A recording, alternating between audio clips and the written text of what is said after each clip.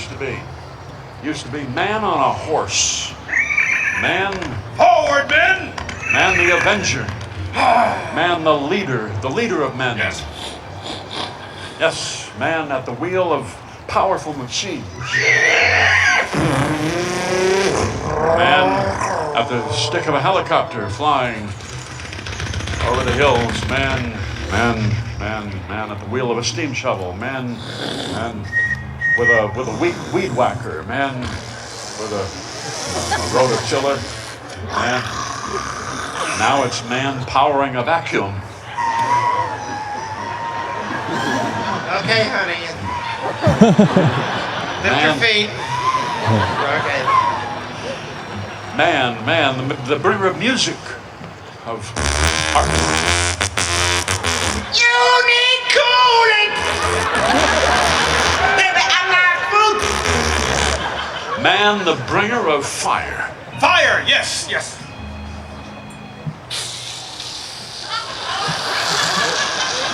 The fluid of light. The fluid of light! More fluid of light! A manly man and his fluid. Stand back, kids.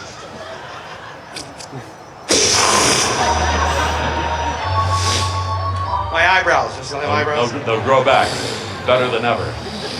Man, the bringer of red meat. Red meat, yes. There. Put that down on the fire. Red meat. Flesh. Flesh for your family. Yes. To eat. Except for those people, the lentil eaters, but Let's roast some lentils.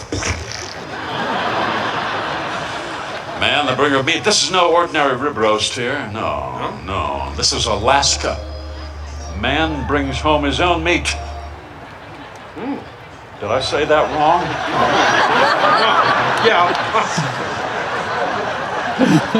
Man goes out and hunts meat. Yes. Better. Yes, indeed. Sometimes I'm so grateful not to be on the radio. Man goes out to those watering holes out there, just out there beyond those hills, just beyond those hills, the watering holes where enormous creatures gather, the bison.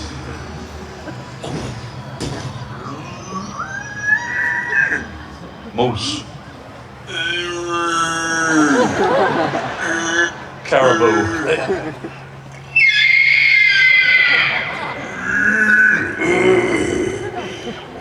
Grizzly bears.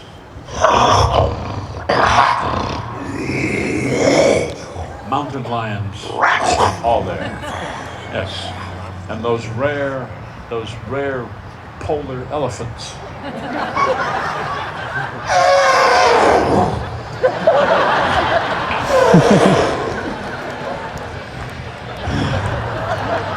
Yes,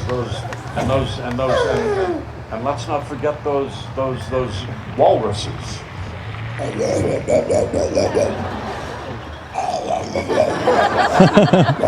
And seals. They're all out there by that watering hole. He's out to see what he can get. He gets in his SUV with those big rear tires, those big slicks. He gets in his SUV and he heads out over the hills listening to public radio there. Justice Souter today. I'm Nina Totenberg. I'm Corey Flintoff. Off he goes into the trees, seeing what animals he can find. There's a coyote. He doesn't want a coyote. Way too small. Now he's looking for something else. The rare Arctic gazelle. Out there. Fast. Leaping across. He heads out there. Look out, here comes a pipeline. Duck. Follow that gazelle. He pulls up close to him, and he reaches out his window, and he snaps off his radio aerial.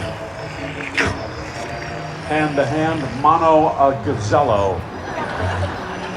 And he pulls up alongside the gazelle, and he opens the door on his side, and he leaps out, and he drives the aerial down between the animal's shoulder blades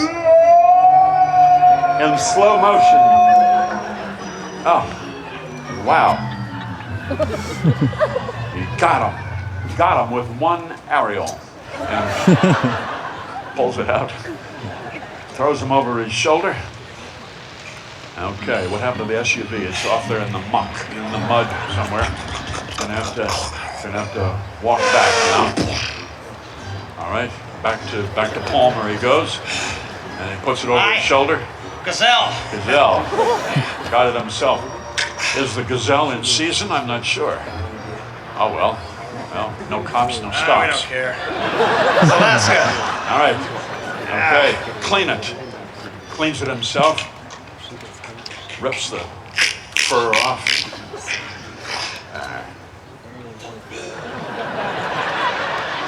Yes, sir.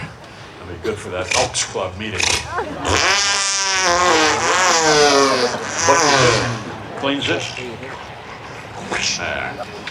Use that to make a banjo someday.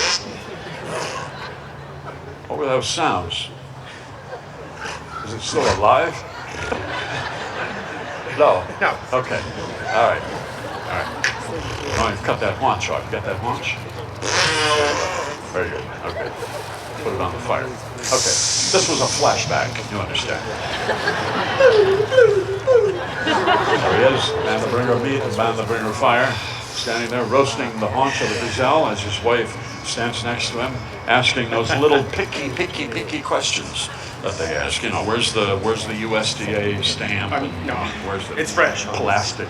No, you know. there's no plastic. No. How much you pay for that? Yep. And then she asks the question that strikes dread into the heart of an American man. She says, "Do you notice something different about me?"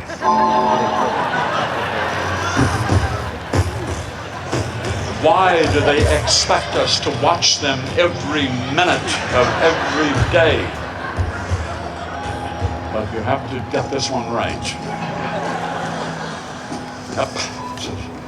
You don't want to say you've had your hair colored if the correct answer is you've had your left lung removed. Distraction. You need a distraction. The one that works for a man is explosions. This is a song. Rockets. Rockets over there. Look, hon, fireworks.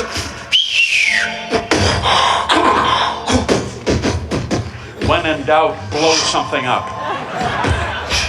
Yeah. What happened to man? What happened to our gender? I'll tell you what, the computer came in. The computer, it came at the wrong time in our lives. We were too old to master this. And it became the center of everything. And it made us immediately irrelevant. We had to ask small people for help. Honey, could you help me on this over here, would you? Daddy, you hit Control-Alt-Delete. Thank you, honey. Thank you. Okay. Oh, if only we could go back to the days of yesteryear, the days of the frontier, the days in Alaska, the gold rush, when a man was a man and a man did what a man had to do, and a man only said what a man needed to say and meant what he said out here on the frontier.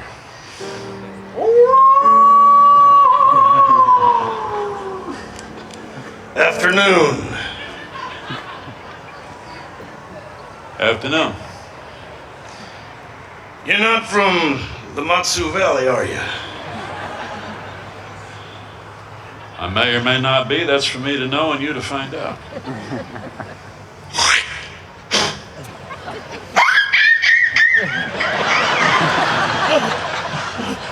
I saw you ride into town and on your horse there, and I said, that man is not from around here.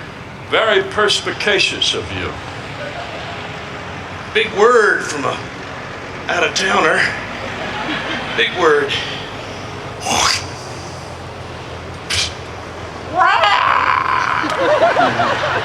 What was that, a flamingo you hit? That was a coyote. Aged coyote. Small variety, I Aged guess. coyote. Maybe from back east or something. You know, I saw you. You were a little pasty looking and looked like you listened to public radio and rode public transportation. That's what I thought. Oh, yeah. Interesting. You know, and I think you ought to get back on your little horse there. That is a little, what is that, a pony? Get back on your pony and ride on out of here. Yeah. Oh, yeah? Yeah. What makes you so confident you can enforce an irrational dictum like that? Well, I hear someone whispering to me.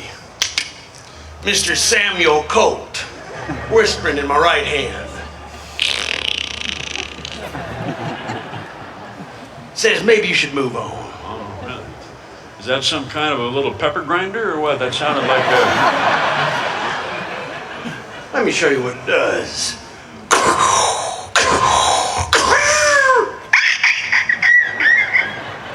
That dog's having a hard day. Well, I happen to have a little friend here myself. This is a pistol from Williams Sonoma. Not Smith & Wesson. No, Williams Sonoma, huh? Wesson makes corn oil. Wouldn't be carrying corn oil around with me. Smith makes cough drops. Let's hear you shoot that thing. Your little Williams Sonoma. How do you know this doesn't have a silencer on it? I'm guessing it might.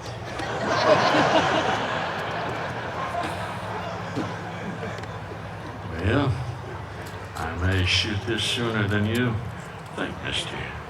When you least expect it. Might be right there. Boy. Well, you got a ricochet Boy, there. that's right there. It's That pretty was a good. one. Pretty good. Yeah. So, Well, welcome. Welcome to P.O.E.M. thank you, sir. What line of work you in? I'm a writer. Writer. Writer. Writer, you say. Yeah. What do you write? I write all sorts of things. I write whatever needs to be written. They come to me and I write it. I'm a rider in the sun and the rain. I rode with James Thurber and with Mark Twain. They mostly wrote better than I, and I mean it, but I am still living, and that is convenient. Hope-it-tie-I-O.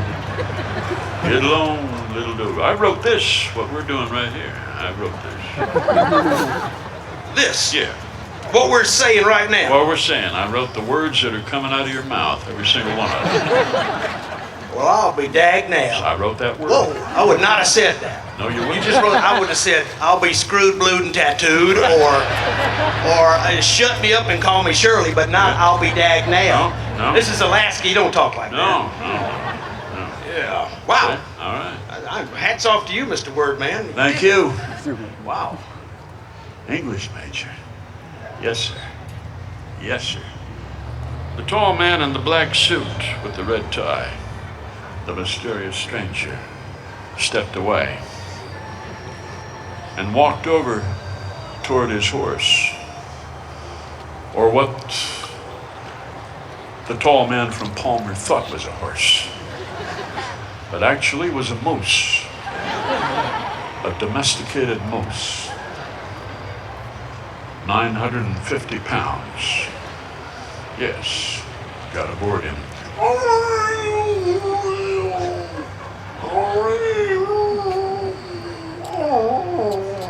A moose with some gastric disturbances, obviously. He got aboard the moose and off he rode into the setting sun.